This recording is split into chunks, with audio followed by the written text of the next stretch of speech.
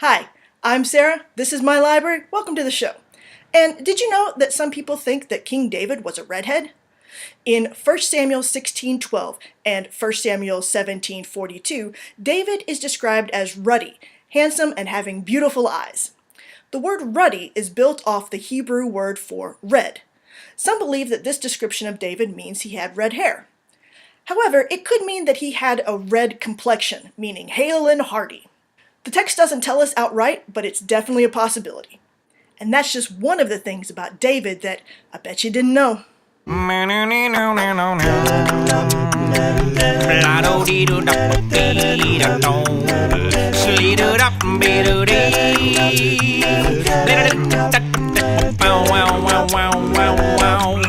Although David is best known for defeating Goliath, there's a whole lot more to his story than that.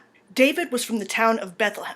That's where the prophet and judge Samuel went to anoint him as the next king of Israel. You can find this in 1 Samuel chapter 16. In 1 Samuel, we learn that David was the eighth and youngest son of a man named Jesse. However, in 1 Chronicles 2:15, it says David was Jesse's seventh son. The reason for this discrepancy is probably due to the literary devices of this time.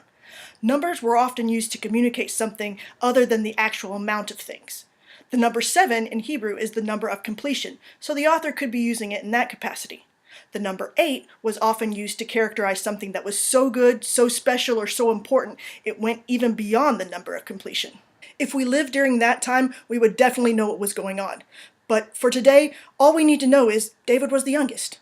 In 1 Samuel, we learn that David's oldest 3 brothers are named Eliab, Abinadab, and Shammah. In 1 Chronicles, we get the names of his other brothers, Nathanael,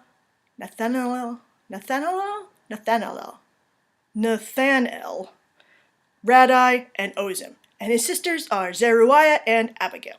How do their tongues do that? As a boy, David worked as a shepherd, tending his family's sheep. But he was also a musician, known for playing the lyre or the harp. Many of the Psalms in the Bible were written by David. 73 bear his name, and 2 more are attributed to him by New Testament writers. The basics of how David became king go like this. David was anointed by Samuel to be the next king of Israel, after God rejects the first king, Saul, for sinning against the Lord.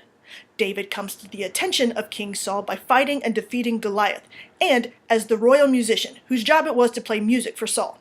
Saul was pleased with David, and David advances quickly in the royal service. David is a successful military leader and does so well that Saul becomes jealous. Saul wants to kill David, so David goes on the run. David gathers, somewhat by accident, a band of men, and they go out attacking and raiding the nations around Israel. These nations were always at war and raiding each other and generally not playing nice together. Saul is still searching for David, but he never catches him. Saul dies in battle, one of the many that are ongoing, and David returns to Israel. The tribe of Judah, the tribe that David belongs to, anoints him king over that tribe. But one of Saul's sons, Ishbosheth, was also trying to claim the throne. There was a bloody civil war that lasted about 2 years, which ended with David winning at the death of Ishbosheth. Then David is anointed king over all of Israel. After David killed Goliath, he and Saul's oldest son Jonathan became very, very good friends. The Bible says in 1 Samuel 18:3-4, "And Jonathan made a covenant with David, because he loved him as himself.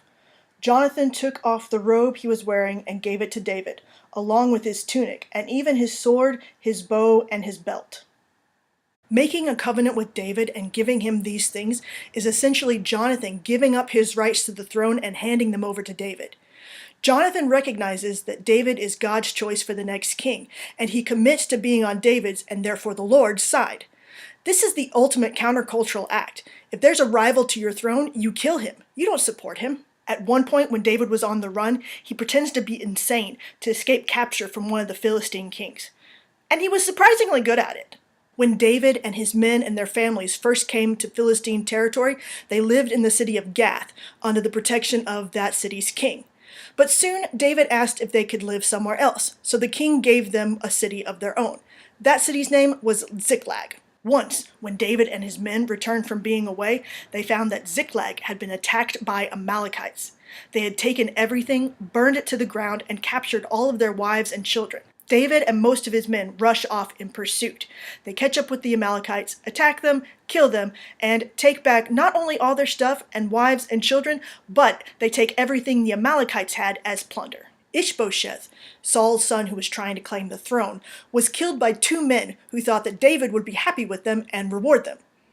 But David wasn't happy with them, because murder is bad, and he had the two men executed and their hands and feet and heads cut off. One of the first things David did after becoming king was attack and defeat the Jebusites, who occupied the city of Jerusalem.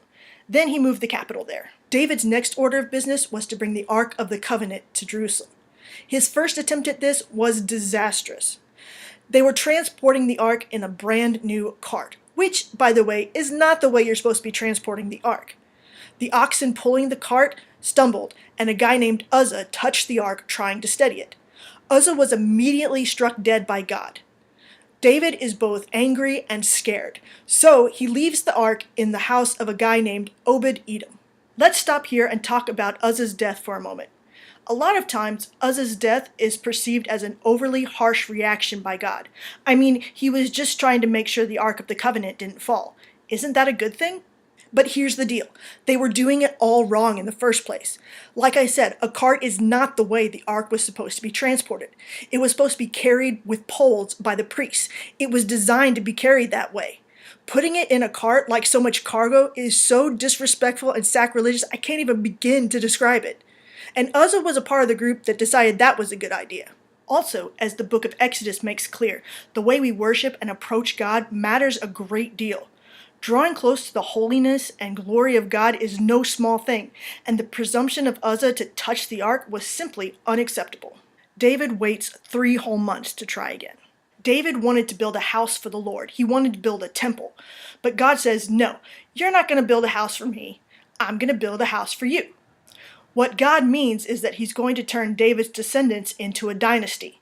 God makes a covenant with David that one of his descendants will always be on the throne. It's David's son Solomon that builds the temple. When David was king, his military commander was named Joab. His recorder was named Jehoshaphat. Some important priests to him were named Zadok and Ahimelech. His secretary was named Shavasha, and his sons were his chief officials. David's son Absalom leads a coup that forces David out of Jerusalem. Absalom sets himself up as king and takes up residence in the royal palace. Once again, we see civil war in Israel, as David fights Absalom for the throne. Absalom was said to be very beautiful, with long, glorious hair, but that didn't work out so great for him. One day, while he was riding his mule, he came across David's men. 2 Samuel 18:9 tells us he was riding his mule, and as the mule went under the thick branches of a large oak, Absalom's hair got caught in the tree. He was just hanging there mid-air, while the mule he was riding kept on going. Ow. So Absalom is just hanging there in the presence of David's men. Joab and Joab's armor bearers killed Absalom while he was still hanging in the tree. And finally, I bet you didn't know, that 1 Kings 15:5 tells us that David did what was right in the sight of the Lord and did not fail to keep any of the Lord's commands all the days of his life. Except in the case of Uriah the Hittite. Uriah was Bathsheba's husband when David committed adultery with her. David then orchestrates Uriah's death in battle, essentially murdering him. And as we have previously discussed, murder is bad. This is highlighted not because of the adultery or the murder, as horrible as those are, but because David abused his power as king. The king of Israel was supposed to be a picture, an example of how God was king. In this case, David was a complete failure in showing the people what God is like. Thanks for watching. Hope you had some fun, maybe learned some things. If you have a suggestion for a future show or something you just want to know, leave it in the comments and I'll see what I can do. So until next time, may you have many good hair days. Bye.